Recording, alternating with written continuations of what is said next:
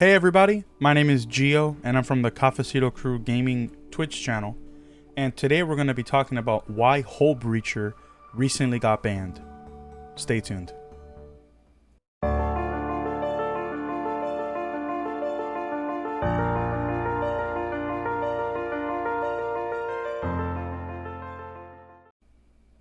Alright, so before we can hop into talking about the reasons why HullBreacher was banned, let's first take a moment to just read through the card and quickly understand what HullBreacher does. So first, HullBreacher is a blue and 2, so 3 mana, a merfolk pirate creature 3/2.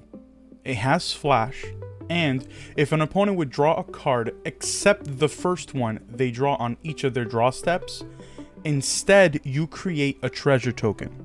So to the newcomer or to the unexpected player, this is actually a pretty fair card, right? You're preventing your opponent from drawing any extra cards, and occasionally you're going to get a treasure token. But this card is absolutely brutal when combined with some of the other draw effects that we have in Commander. But before we talk about some of those combos, let's quickly take a look at the official Commander committee and let's see what they had to say as to why this card got banned.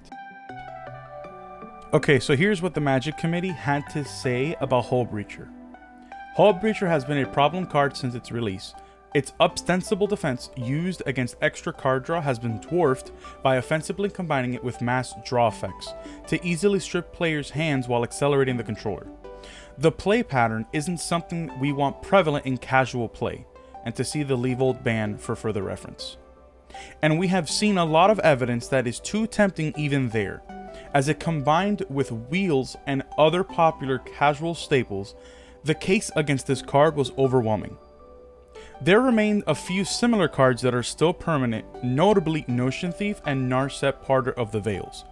The additional hoops required, which is an additional color pip for Notion Thief and sorcery speed for Narset, appear to be keeping them at the appropriate level of play, though we'll continue to keep an eye on them.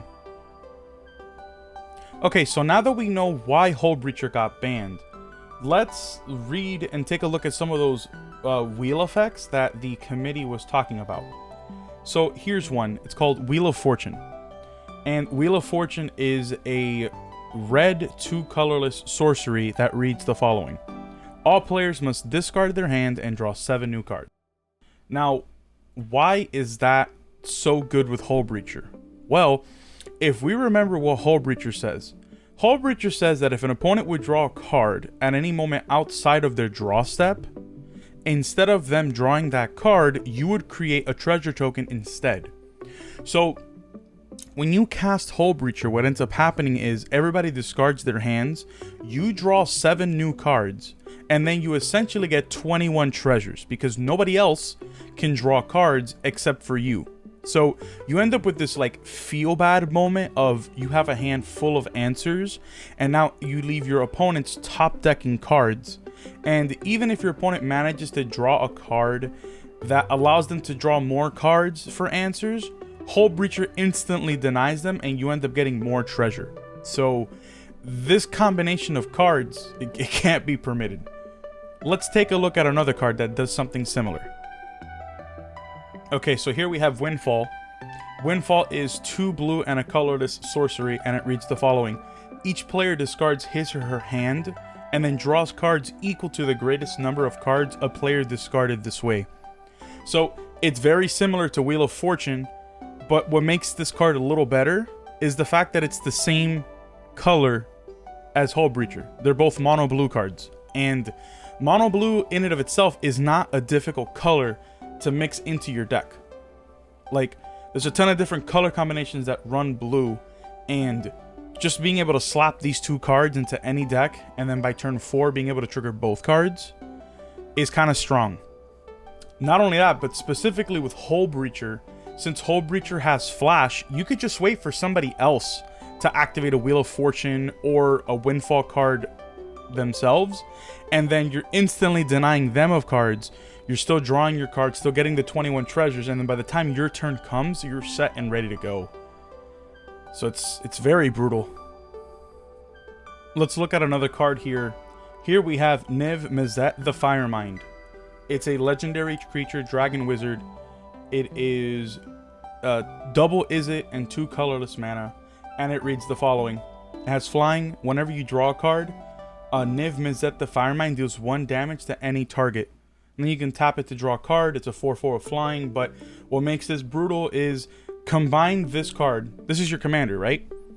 Have this with either a Wheel of Fortune, a Windfall, and a HullBreacher. Essentially what now ends up happening is HullBreacher would prevent everybody else from drawing cards. You're drawing 7. You're dealing 7 to somebody else. And now you have 21 treasures. It's ridiculous. And I can continue to add more cards into this little like 1-2 card combo that we have going on here, but you can see how it's very unfair and why it needed to be dealt with. It is very similar to how the committee said with Lavold and why it got banned too. Let's take a moment to just read what Lavold does. Lavold, Emissary of Trest, is a Sultai, so black, green, blue, legendary creature elf advisor. And it reads, each opponent can't draw more than 1 card each turn. Whenever you or a permanent you control becomes the target of a spell or ability an opponent controls, you may draw a card.